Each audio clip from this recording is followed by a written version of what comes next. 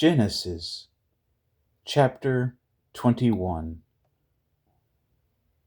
And the Lord visited Sarah, as he had said, and the Lord did for Sarah as he had spoken.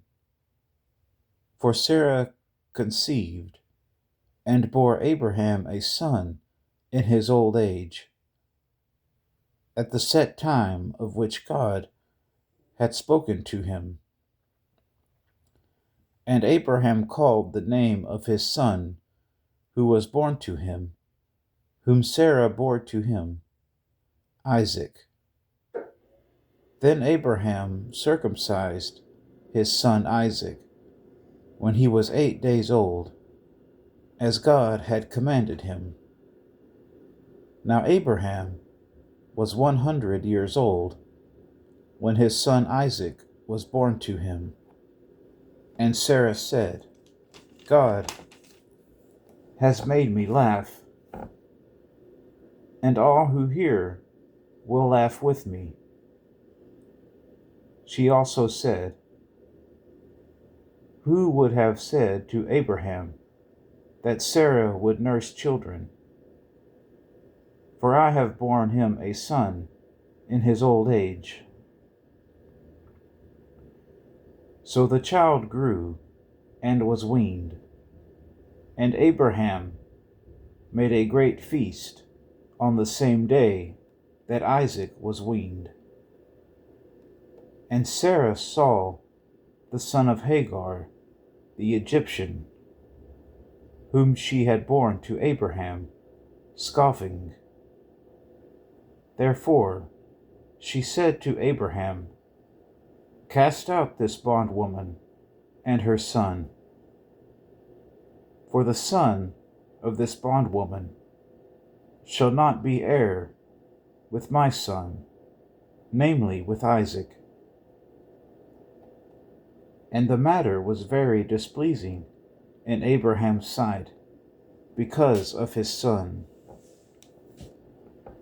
But God said to Abraham, Do not let it be displeasing in your sight because of the lad, or because of your bondwoman. Whatever Sarah has said to you, listen to her voice. For in Isaac your seed shall be called.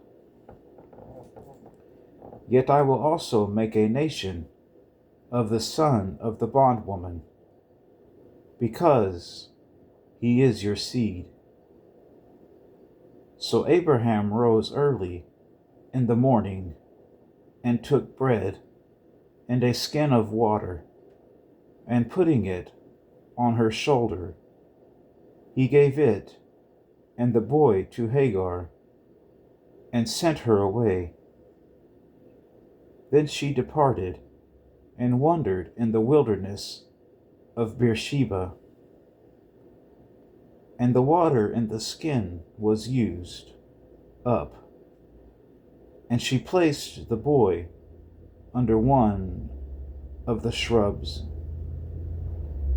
Then she went and sat down across from him at a distance of about a bowshot. For she said to herself, Let me not see the death of the boy. So she sat opposite him, and lifted her voice and wept. And God heard the voice of the lad. Then the angel of God called to Hagar out of heaven, and said to her, What ails you, Hagar? Fear not, for God has heard the voice of the lad where he is. Arise, lift up the lad, and hold him with your hand, for I will make him a great nation. Then God opened her eyes, and she saw a well of water, and she went and filled the skin with water, and gave the lad a drink. So God was with the lad, and he grew, and dwelt in the wilderness, and became an archer. He dwelt in the wilderness of Paran, and his mother took a wife for him from the land of Egypt.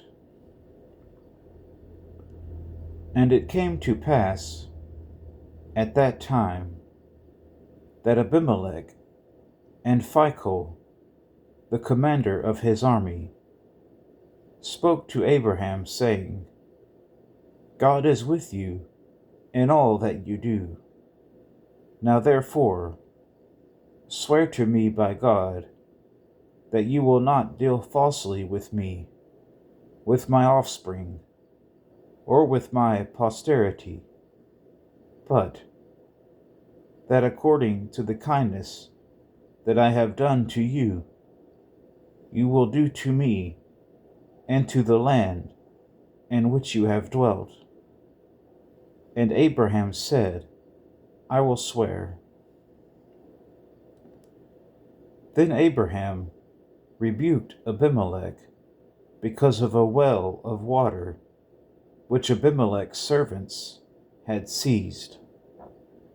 And Abimelech said, I do not know who has done this thing.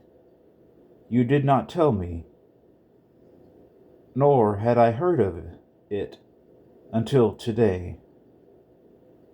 So Abraham took sheep and oxen and gave them to Abimelech, and the two of them made a covenant. And Abraham set 7 ewe lambs of the flock by themselves. Then Abimelech asked Abraham, What is the meaning of these 7 ewe lambs, which you have set by themselves? And he said, You will take these 7 ewe lambs from my hand, that they may be a witness that I have dug this well. Therefore he called that place Beersheba, because the two of them swore an oath there. Thus they made a covenant at Beersheba. So Abimelech rose with Phicol, the commander of his army, and they returned to the land of the Philistines. Then Abraham planted a tamarisk tree in Beersheba, and there called on the name of the Lord, the everlasting God. And Abraham stayed in the land of the Philistines many days.